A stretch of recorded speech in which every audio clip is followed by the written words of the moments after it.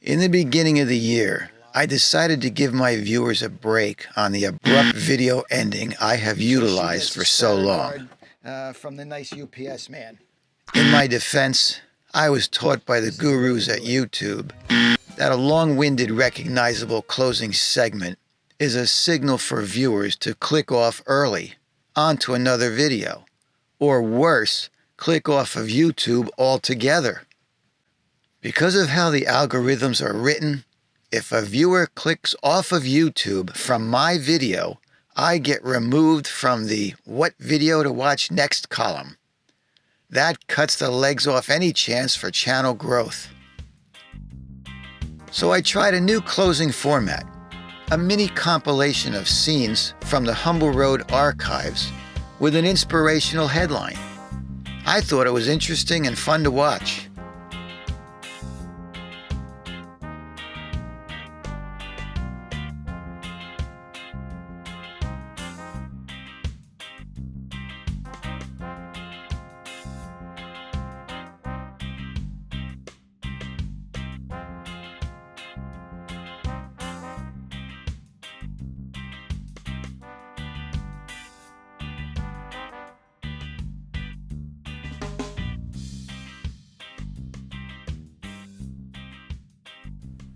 And the data proved it had more people watching to the end. What did you think? Should I continue those endings?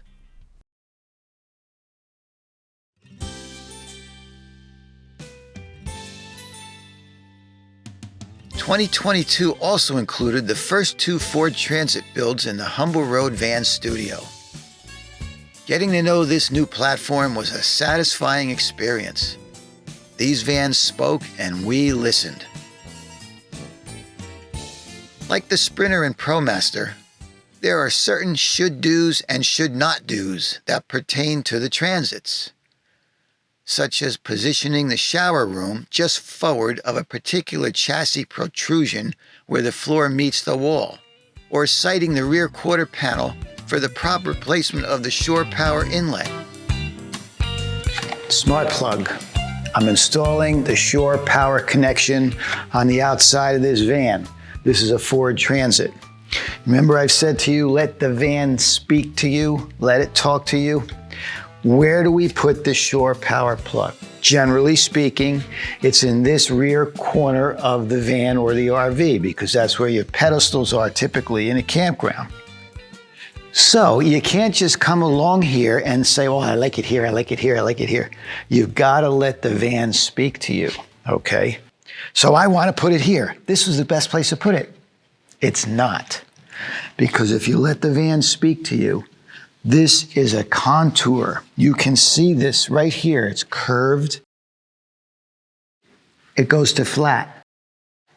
Back here. Here's what I do as a test. This is my backing plate for the smart plug, okay?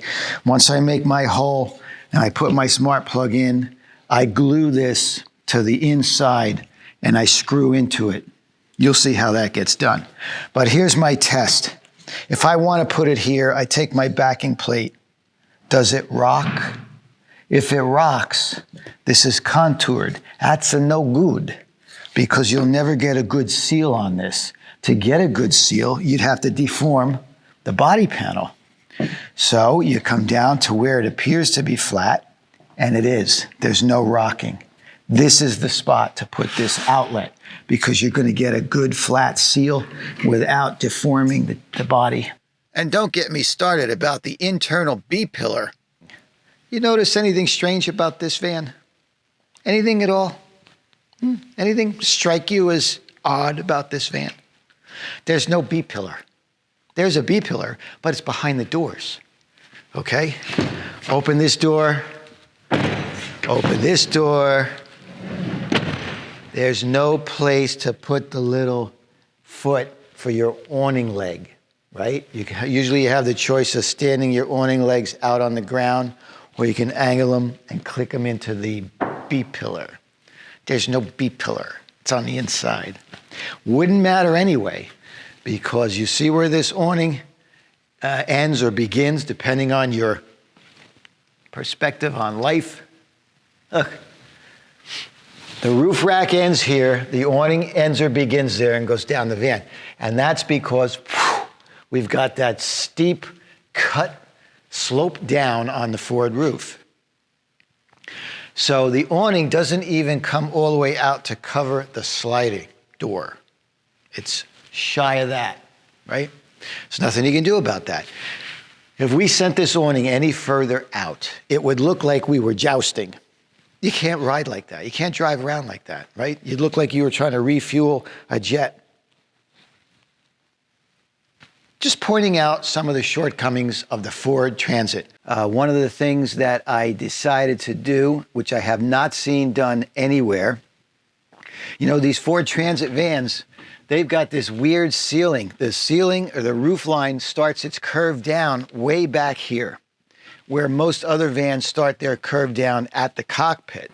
So you've got this big sloping roof in the front that slopes in two directions, and it's in the living area. And I did a lot of research with van builders, manufacturers. I was pretty surprised at the way everybody handles this portion of the roof, the ceiling in a transit van. So what I did is I went out and I ordered the headliner that would be put in a transit passenger van, okay?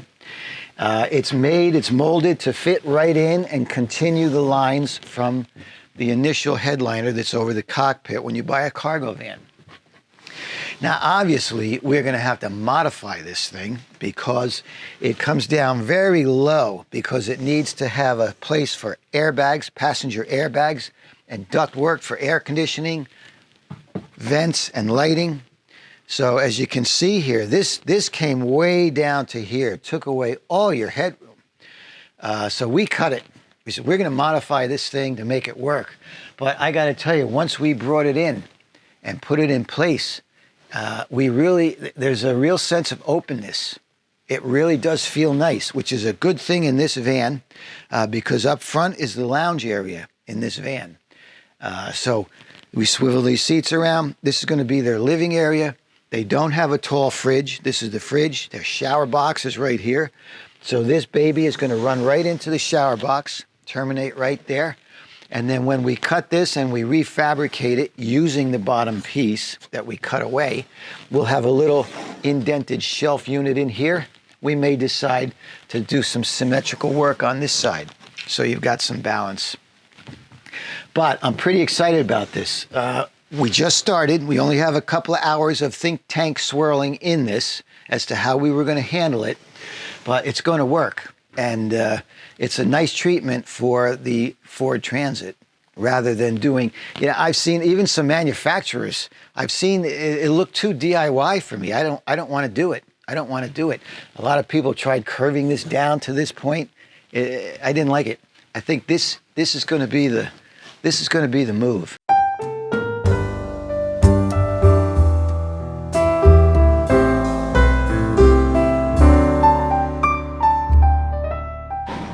Yes. The electrical panels, one of my favorite parts of the build. I don't know why, but it's one of my favorite parts of the build. We continue to solve many design issues in our custom builds. Each and every custom van is a new invention. Sure, we can bring certain systems from one build to the next, but form factor, footprint, how and where they need to live is the challenge. It must be well thought out, practical, purposeful, and elegant. It may have to do with the fact that there's a lot of composition involved. I spent 35 years composing multiple items in a shot. Van to van, panel to panel, the components are all the same for the most part. You've got breakers, you've got shutoffs, you've got bus bars and fuses. It's the size and the proportion, the configuration that changes van to van. This is for Lightfoot. Lightfoot's got a big wide open area in the garage above the water tank, which is an ideal spot to put your breaker panel. This one, for the big beautiful beast, there's a microwave that sticks through over the water tank. So it presents a few issues as to how big you can go with your panel. So this one is smaller, which is kind of ironic. The big, beautiful beast has a small panel. 2022 brought a bevy of new products to the Humble Road repertoire. The Victron Multiplus 2 inverter charger rounds out the blue family of components that talk to one another. To save room up front, we added a second fridge freezer in the garage. But not all new considerations made the cut.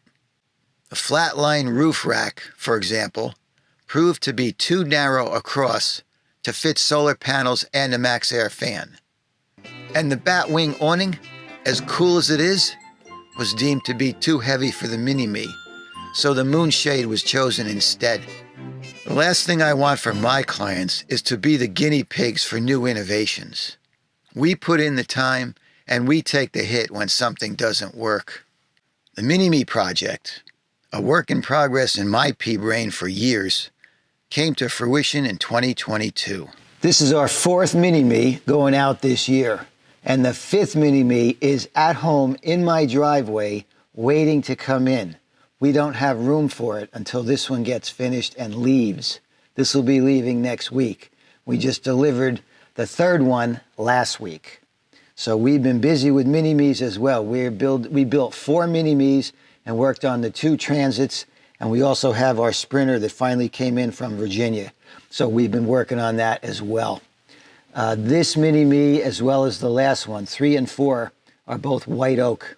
Beautiful. Really pretty, really pretty. Amy took Mini-Me number 3 down to Miami last week. She was thrilled with the build. And as you saw from an earlier video, Amy got the first prototype shelf over the galley in a Mini-Me. This one is getting that shelf with some minor improvements to it. We lowered it. We made it a little deeper. We added a leg on that side. So we are refining the Mini-Me's. And as I said, anything we do to change these things and add features, we make sure that we can do it in the older Mini-Me's that are already out in the wild. These micro campers are delightful little solo travelers for an individual free-spirited nomad. All 3 platforms, the Ram ProMaster City, the Ford Transit Connect, and the Mercedes Metris, will all cease to import after 2023.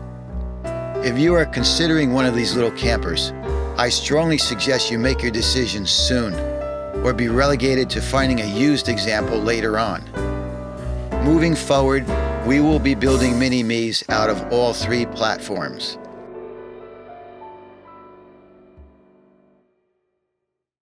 The MaxxAir fan.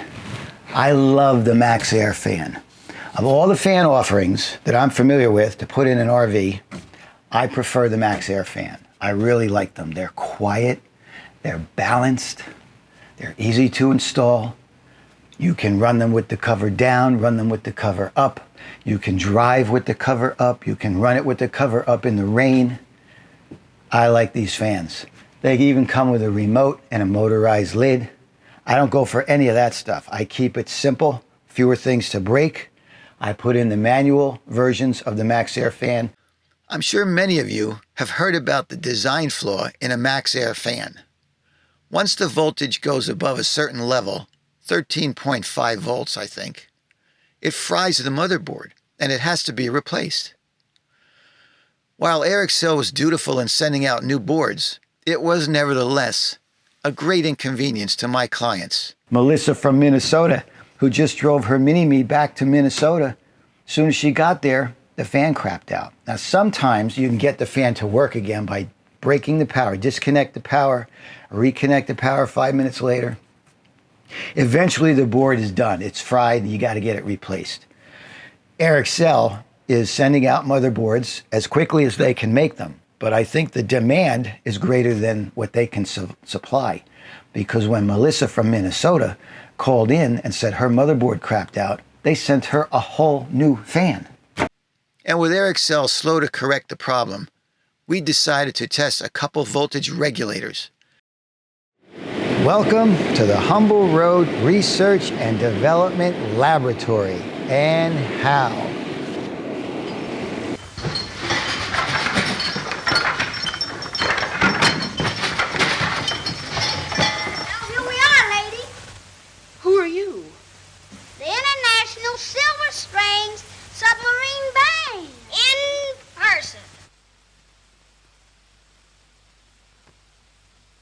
Are you sure? We're the boys that called you up. Maybe we ain't us. Maybe we ain't us. Here we have a MaxxAir fan. It's running at full speed.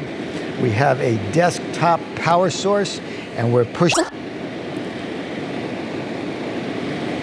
pushing amps and volts into this fan from this power source through these voltage converters. Okay, this little guy is the one we're running now. This is a voltage converter, voltage regulator, buck converter, whatever you want to call it. Let me lower this fan speed. We've got this up at maximum. Okay, that's better. These fans really are quiet. At the lowest setting, you don't even know it's on. Okay, desktop power source. These are our voltage regulators. Here's our meter to tell us what we're actually putting into the fan. The fan is running. You can see here we are pushing 15 volts towards the fan, but that 15 volts hits the regulator first. The regulator is only allowing 12.12 volts to get to the fan. That's what this does. Its only job is to make sure whatever it's receiving, it only puts out 12 volts. That's what this fan needs. Anything more than 13, and the motherboard goes crazy. So we've got 3 different types of voltage regulators here that we've tested. We did not test this one because it just looks too scary, okay? I don't want this thing in my van. It's got a massive heat sink. It's got a fan on the bottom. Look at this thing. It looks like Frankenstein. No good. So we tested these. Now this big guy, as you can see, the entire case is a heat sink, okay, to keep it cool. Now we ran each of these regulators for 8 hours at varying fan speeds and varying voltages. No problem with the fan, no problem with the motherboard. These didn't even get warm, not even remotely warm. This one I would install at the source, at the power source. So if you have a bus bar situation and you're headed to this fan, I would connect this at that point. That's during the build. If your fan's already installed, you can't get to where the origination point is, use this smaller one because you can connect this one to your fan wires and tuck it inside the fan housing. There's room in there for this thing to sit in there. Either way, it's a very easy install, an easy fix, peace of mind. And they are now standard issue in all Humble Road vans. Problem solved.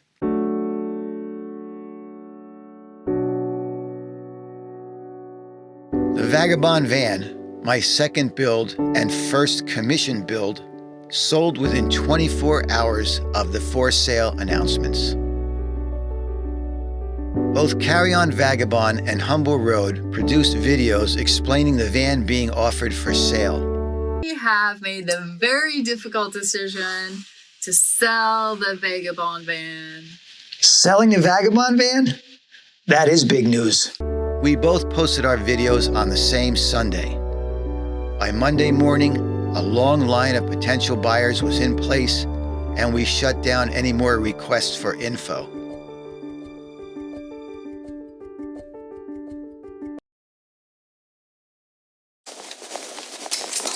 I've been working with 80/20 every day for the last 4 years.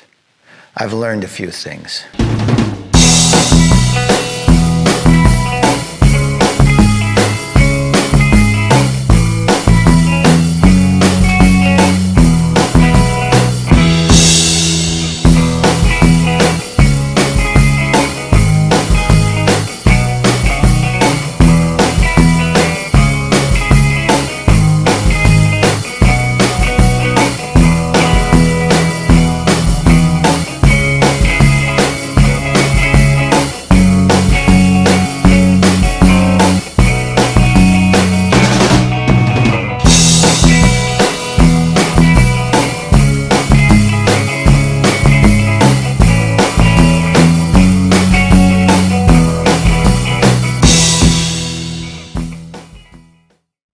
This year, I posted another tutorial on the use of 80/20 extruded aluminum in my van builds.